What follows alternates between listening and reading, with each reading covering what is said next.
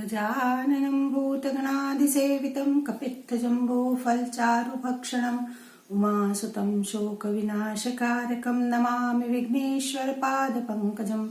जयन्ती मङ्गलाकाली भद्रकाली कपालिनी दुर्गा क्षमा शिवा धात्री स्वाहा स्वधा नमोऽस्तुते। अतुलितबलधामं हेमशैलाभदेहं तनुजवनकृशानं ज्ञानिनाम् अग्रगण्यं सकलगुणनिधानं वानराणामधीशं रघुपतिप्रियभक्तं मातजातं नमामि। गुरुर्ब्रह्मा गुरुर्विष्णु गुरुदेवो महेश्वर गुरु साक्षात् परब्रह्म तस्मै श्री गुरुवे नमः।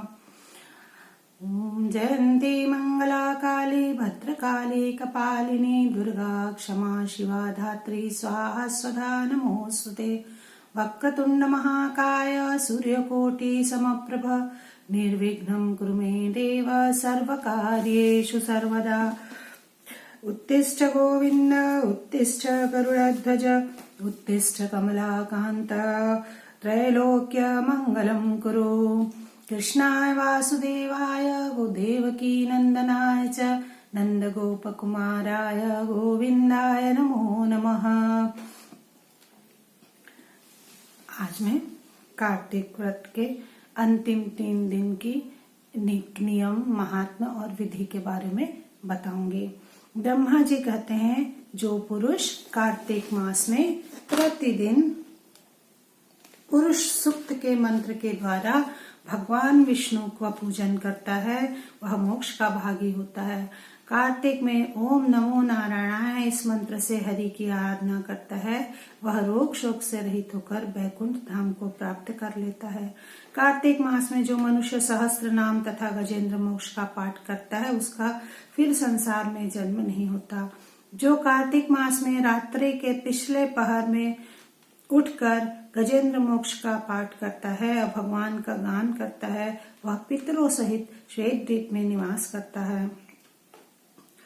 4 मास तक क्षीर समुद्र में शयन करने वाले भगवान कार्तिक शुक्ल एकादशी को जागते हैं। इस कारण वैष्णवों को एकादशी में उस मंत्र का उच्चारण करके भगवान को जगाना चाहिए। इसके बाद विधि विधान से द्वादशी व्रत का अनुष्ठान करना चाहिए और द्वादशी व्रत के पश्चात के जो 3 दिन होते हैं वह कार्तिक नियम के अंतिम 3 दिन हैं। इन 3 दिन में किस प्रकार से कार्तिक व्रत का पालन करना चाहिए, उद्यापन करना चाहिए उसका मैं वर्णन करता हूँ। व्रत का पालन करने वाला मनुष्य कार्तिक शुक्ल चतुर्दशी को व्रत की पूर्ति और भगवान की प्रीति के लिए पूजा करे। तुलसी के ऊपर एक सुंदर मंडप बनाए, उसे केले से संयुक्त करके नाना प्रकार के धातुओं से सुंदर सजाए, बंधनवार से सजाए, फूल और चंवर से सुसज्जित करे। जय विजय चंड प्रचंड नंद सुनंद और कुमुदाक्ष कुमुद इनके नाम से वहां पर द्वारपाल बनाए। इस प्रकार तुलसी की जड़ के समीप 4 रंगों से सुशोभित सर्वतोभद्र मंडल बनाए। सर्वतोभद्र मंडल बनाकर उनकी पूजा करें। वहां पर कलश के ऊपर शंख चक्र गदाधारी भगवान विष्णु का पूजन करें। इस प्रकार से भगवान विष्णु का पूजन करके उस तिथि में उपवास करे, रात्रि में जागरण करे, गीत और मंगलमय वाद्य का प्रयोग करे। इस प्रकार भक्ति पूर्वक उस तिथि में उपवास करे। इस प्रकार जागरण करते हुए भगवत संबंधी गान करता रहे। इसके बाद चतुर्दशी को भी इसी प्रकार भगवान का पूजन करे। पूर्णिमा को एक सपत्नीक ब्राह्मण को निमंत्रित करे। प्रातः काल स्नान और देव पूजन करके वेदी पर अग्नि की स्थापना करे और अत्योदय इत्यादि मंत्र के द्वारा देवाधिदेव भगवान की प्रीति के लिए तिल और खीर की आहुति दे। होम की शेष विधि पूरी करके भक्ति पूर्वक ब्राह्मणों का पूजन करे और उन्हें यथाशक्ति दक्षिणा दे। भगवान द्वादशी तिथि को शयन से उठे, त्रयोदशी तिथि को देवताओं से मिले और चतुर्दशी को सबने उनका दर्शन किया। और पूजन किया। इस प्रकार चतुर्दशी को विधि विधान से भगवान की पूजा करनी चाहिए। गुरु की आज्ञा से भगवान विष्णु की सुवर्णमय प्रतिमा का पूजन करें। इस पूर्णिमा को पुष्कर तीर्थ की यात्रा सर्वश्रेष्ठ मानी गई है। जो इस प्रकार कार्तिक के व्रत का पालन करते हैं वे धन्य और पूजनीय हैं। उन्हें उत्तम फल की प्राप्ति होती है। जो भगवान विष्णु की भक्ति में तत्पर होकर कार्तिक में इस व्रत का पालन करते हैं उनके शरीर में स्थित सभी पाप तत्काल नष्ट हो जाते हैं। जो श्रद्धा पूर्वक कार्तिक के इस उद्यापन का महात्म्य सुनता है या सुनाता है वह भगवान विष्णु को अत्यंत प्रिय हो जाता है। भगवान विष्णु की पूजा में रात्रि काल व्यापिनी चतुर्दशी को ग्रहण करना चाहिए। अरुणोदय के समय भगवान शिव की पूजा करनी चाहिए। सायंकाल काशी के पंचगंगा तीर्थ में स्नान करके भगवान बिंदु माधव की पूजा करना चाहिए। पहले विष्णु कांची में स्नान करके भगवान अनंत सेन की पूजा करना चाहिए।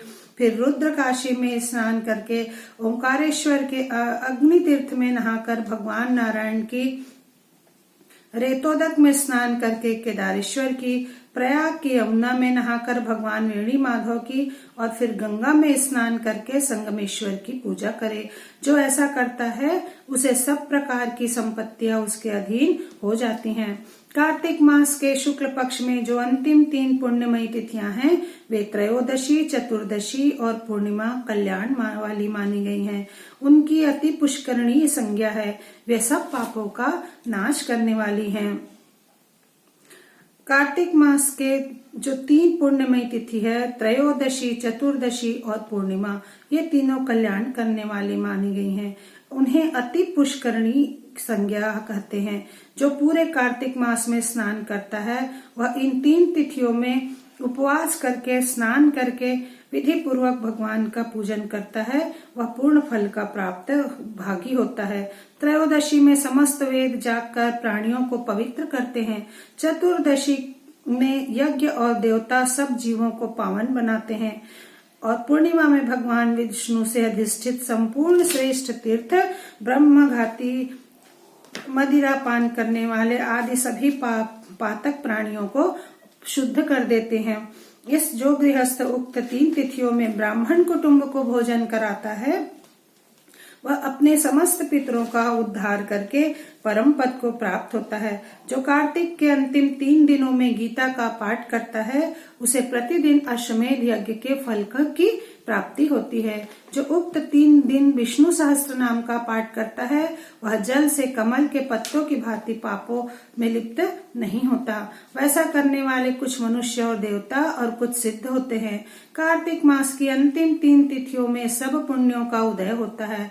उनमें भी पूर्णिमा का महत्व विशेष है। पूर्णिमा को प्रातः काल उठकर शौच आदि से निवृत्त हो नित्य कर्मों की समाप्ति करके भगवान विष्णु का पूजन करे। बगीचे में अथवा घर पर भगवत भक्त पुरुष कार्तिक पूर्णिमा के दिन मंडप बनाए, उसे केले के खंभों से सुशोभित करे। उसके बाद भगवान विष्णु की पूजा करे। पवित्र, चतुर, शांत, ईर्ष्या रहित, साधु, दयालु, उत्तम वक्ता और श्रेष्ठ बुद्धि वाला पुराणज्ञ विद्वान वहीं बैठकर पवित्र कथा कहे। पौराणिक विद्वान जब व्यासासन पर बैठ जाए तब से लेकर उस प्रसंग की समाप्ति होने पर तक किसी को नमस्कार ना करे। जहाँ दुष्ट व्यक्ति हो, जहाँ मरे हुए, जो दुष्ट मनुष्य से भरी हुई जगह हो, हिंसक प्राणियों से घिरा हुआ हो अथवा जहाँ पापों का अड्डा हो, ऐसे स्थान में बुद्धिमान पुरुष पुण्य कथा ना कहे। जो शुद्ध और भक्ति से संयुक्त हो, अन्य कार्यों की अभिलाषा ना करने वाला हो, मौन रहे, पवित्र एवं चतुर हो, वे ही श्रोता पुण्य के भागी होते हैं। जो मनुष्य बिना भक्ति के अथवा अधम भाव लेकर पवित्र कथा को सुनते हैं उनको भाव नहीं होने के कारण कथा का फल प्राप्त नहीं होता है। इस प्रकार मास के अंत में गंध, माल्य, वस्त्र, आभूषण तथा धन के द्वारा भक्ति पूर्वक पौराणिक विद्वान का पूजन करे। जो मनुष्य कल्याणमयी पुराण कथा को सुनाते हैं वे 100 कोटि कल्पों से अधिक काल तक ब्रह्मलोक में निवास करते हैं। जो पौराणिक विद्वान के बैठने के लिए कंबल, मृतचर्म, वस्त्र, चौकी अथवा पलंग देते हैं, जो पहनने के लिए कपड़े देते हैं और वे ब्रह्मलोक में निवास करते हैं। यह कार्तिक महात्म्य सब रोगों और संपूर्ण पापों का नाश करने वाला है। जो मनुष्य इस महात्म्य को भक्ति पूर्वक पढ़ता है और जो सुनकर धारण करता है वह सब पापों से मुक्त होकर विष्णु लोक में चला जाता है। जिसकी बुद्धि खोटी हो, जो श्रद्धा से हीन हो, ऐसे मनुष्य को यह कार्तिक महात्म्य नहीं सुनाना चाहिए। सूत जी कहते हैं, ब्रह्मा जी के मुख से इस प्रकार कार्तिक महात्म्य की कथा सुनकर नारद जी प्रेम में निमग्न हो गए। उन्होंने ब्रह्मा जी को बारंबार प्रणाम किया और स्वेच्छानुसार यहाँ से चले गए। इस प्रकार कार्तिक मास का महात्म्य संपूर्ण होता है। श्रीमन्नारायण नारायण नारायण, श्रीमन्नारायण नारायण नारायण, श्रीमन्नारायण नारायण नारायण, भजमन्नारायण नारायण नारायण, श्रीमन्नारायण नारायण नारायण, श्रीमन्नारायण नारायण नारायण, श्रीमन्नारायण नारायण नारायण, श्रीमन्नारायण नारायण नारायण, श्रीमन्नारायण नारायण नारायण, श्रीमन्नारायण नारायण नारायण, श्रीमन्नारायण नारायण नारायण, श्रीमन्नारायण नारायण नारायण।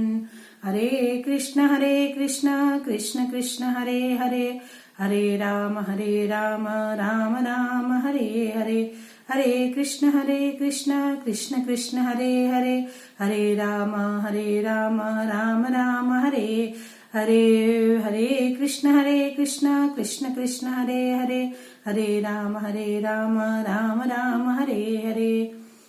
मंत्रहीनं क्रियाहीनं बुद्धिहीनं जनार्दन, यत्पूजनं